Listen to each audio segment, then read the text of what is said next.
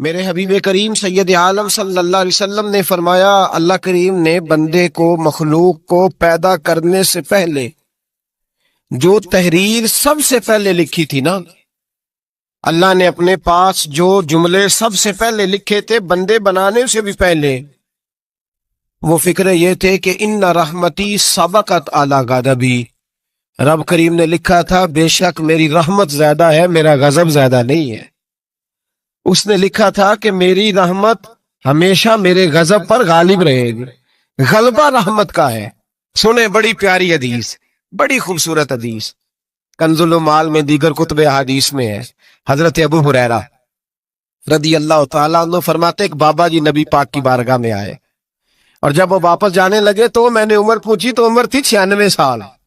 کہتے ہیں بزرگ جب آئے نا تو یہ بھویں جو ہے نا ان کی سفید ہو کے تو یوں آنکھوں پہ آ گئی، بڑی چھڑی بابا جی نے پکڑی ہوئی، اور دونوں ہاتھ پکڑ کے نا چھڑی کے اوپر جھکے ہوئے ہیں ایک جانب، قربان جاؤں۔ کہتے ہیں جب وہ بزرگ مسجد میں داخل ہوئے تو میرے رسول نے کھڑے ہو کے استقبال فرمایا، کھڑے ہو، اور نبی کریم صلی اللہ علیہ وسلم نے آگے بڑھ کے بابا جی کو بازو سے پکڑا اور بٹھایا۔ حضور بیٹھ گئے، کہا بزرگوں کیسے آئے ہوں؟ تو کہتے ہیں وہ بابا جی بات کرتے تو آنکھ کھول کے پہلے حضور کا چہرہ دیکھتے، پھر وہ بات کرتے تو ان کے لب و لہجے کے اندر بڑی پریشانی، بڑی تکلیف، بڑی مایوسی۔ عرض کرنے لگے یا رسول اللہ، حضور زندگی ساری گناہوں میں بیت گئی ہے، حضور غلطیاں ہی غلطیاں، یاد ماضی عذاب ہے، یا رب چھین لے مجھ سے حافظہ میرا۔ اے اللہ کے رسول بڑی لمبی فہرست ہے، پاپ ہی پاپ ہے، کالے سیاہ دفتر ہے۔ یا رسول اللہ صلی اللہ علیہ وسلم جب پلٹ کے دیکھتا ہوں حضور مجھے نیکی دکھائی نہیں دیتی۔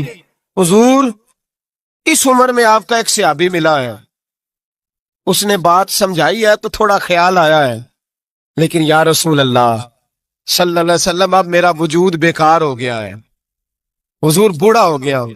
تین باتیں کہیں بزرگوں نے اور نرالی کہیں، کہنے لگے یا رسول اللہ صلی اللہ علیہ وسلم، حضور اب تو میری کمر بھی سیدھی نہیں ہوتی کہ میں نماز ہی صحیح ادا کر سکوں، بوڑھا ہو گیا ہوں۔ یا رسول اللہ صلی اللہ علیہ وسلم اب میرے اندر طاقت نہیں کہ میں محنت مزدوری کر کے صدقے اور خیرات دے سکوں۔ یا رسول اللہ صلی اللہ علیہ وسلم اب میں تلوار لے کے جہاد بھی نہیں کر سکتا، حضور نہ میں لمبی نمازیں پڑھ سکتا ہوں، آقا نہ میں صدقات و خیرات دے سکتا ہوں، محبوبہ نہ میں دین کے لیے کوئی جہاد کر سکتا ہوں، بیکار وجود ہے، بیکار بیکار وجود کو تو گھر والے برداشت نہیں کرتے، بچے دعا کرتے ہیں یا اللہ ابا جی کو پردہ دے دے، اماں کو پردہ دے دے، بیکار ہو گیا ہوں، اور آج آیا ہوں تو مجھ بیکار کو میرا رب قبول کر لے گا؟ آج کلمہ پڑھوں تو بیکار ہوں، کسی کام کا نہیں، نہ نماز نہ صدقات نہ جہاد، قبول کر لے گا؟ حضرت ابو ہریرہ فرماتے ہیں جیسے برسات میں بارش کی جھڑی لگتی ہے، یوں مصطفیٰ کی آنکھوں سے جھڑی لگ گئی، حضور کھل کے روئے، کھل کے۔ اور میرے حبیب پاک نے فرمایا بزرگوں بڑے مجاہد ہیں، دین کے لیے جہاد کرنے والے بڑے ہیں، رب کریم کو آپ کی تلوار کی اتنی حاجت نہیں، اور فرمایا اس کے خزانے کوئی خالی تو نہیں کہ آپ ہی گویا صدقہ دیں گے تو بھرے جائیں گے، اور فرمایا پھر رب کریم کی شان میں اضافہ نہیں کرتی عبادتیں، وہ تو بندے کو نفع دیتی ہیں۔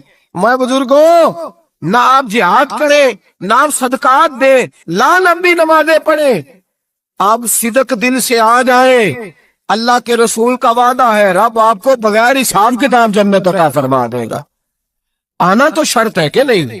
آئے تو صحیح، نہ پہنچے تو صحیح، آ جائیں، اس کو نہیں عادت صدقات و خیرات کی، جہاد کی، تبلیغ، آئے تو صحیح نا۔ ان اللہ بدا اذا عرفا ثم تاب تاب اللہ علیہ، میرے حبیب نے فرمایا بندہ جب رو کے کہتا ہے نا یا اللہ غلطی ہو گئی معاف کر دے، فرمایا میرا مالک اسے فوراً ہی معاف فرما دیتا ہے۔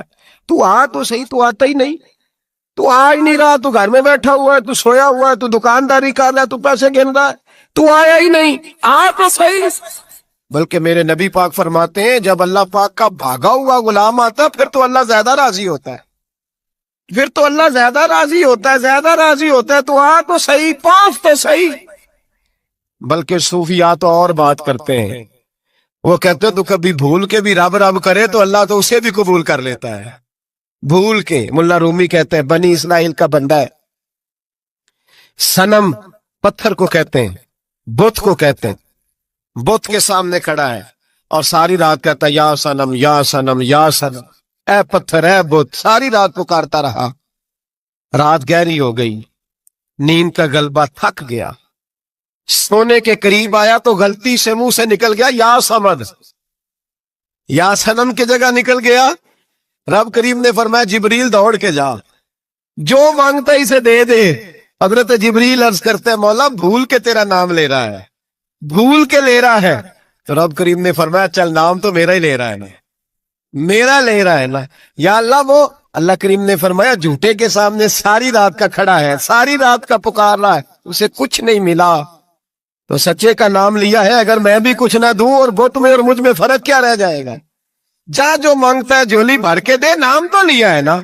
ओ भाई तू बहाना तो बनाना, ओ आ तो सही ना, तू यहाँ आ जा, पहुंच जा, आ जा, बस बैठ जा, उसकी बारगाह नाज में हाजिर तो हो ना। तुझे फुर्सत ही नहीं, तू यारों के लिए टाइम निकालता है, बाजारों के लिए टाइम निकालता है, गलियों के लिए टाइम निकालता है, चौकों चौराहों के लिए टाइम निकालता है, हफ्ते में एक दिन होटलिंग के लिए भी जाता है, लेकिन कभी छुप के दो नफलों की तुझे तौफीक नहीं होती। और मैं कई दफा कह चुका हूं, जिस बंदे को बगैर इबादत के रिज़्क ज्यादा मिलने लग जाए उस पर आजमाइश होती है रब करीम की।